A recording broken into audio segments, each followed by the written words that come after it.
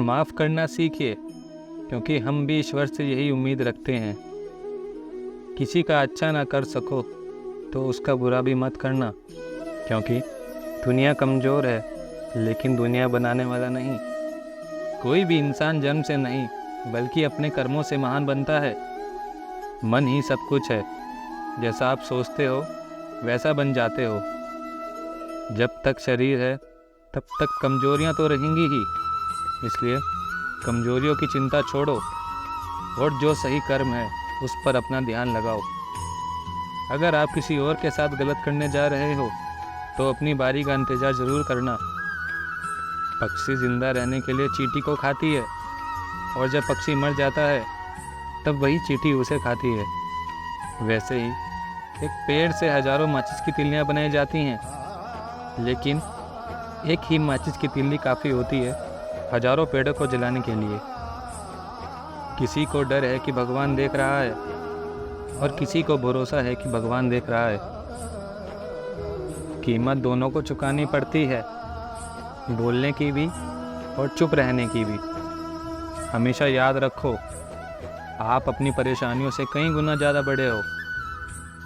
अपने रास्ते खुद चुनिए, क्योंकि आपको आपसे बेहतर कोई और नहीं जानता।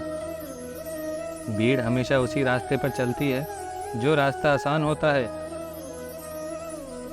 वक्त आपका हो, चाहे तो सोने में बना लो और चाहे सोने में गुजार दो।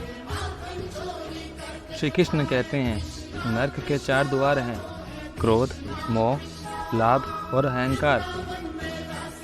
अपने कर्म का फल व्यक्ति को ठीक उसी तरह ढूंढ लेता है जैसे कोई बछड़ा हजारों गायों के बीच में अपनी माँ को ढूंढ लेता है। श्री कृष्ण कहते हैं व्यक्ति या जीव का कर्म ही उनके भाग्य का निर्माण करता है।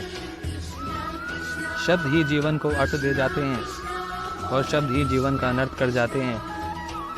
जिंदगी की मुश्किलों को अपनों के बीच रख दो, या तो अपने रहेंगे या फिर मुश्किलें। मुश्किल वक्त हमारे लिए आईने की तरह होता है, जो हमारी क्षमताओं का सही आभास हमसे कराता है।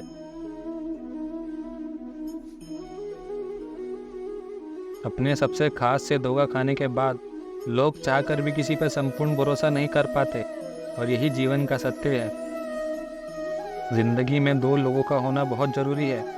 एक कृष्ण जी जो लड़े नहीं फिर भी जीत पक्की कर दी, और दूसरा कर्ण जो हारा नहीं फिर भी साथ खड़ा रहा।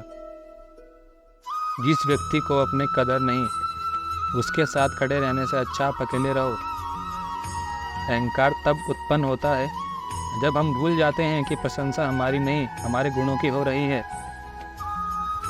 श्री कृष्ण कहते हैं अगर तुम्हें किसी ने दुखी किया है तो बुरा मत मानना। लोग उसी पेड़ पर पत्थर मारते हैं जिस पेड़ पर ज़्यादा मीठे फल होते हैं। सेहत के लिए योग और किसी ज़रूरत पर सहयोग दोनों ही जीवन बदल देती है। जो रास्ता ईश्वर ने आपके लिए खोला है उसे कभी कोई बंद नहीं कर सकता।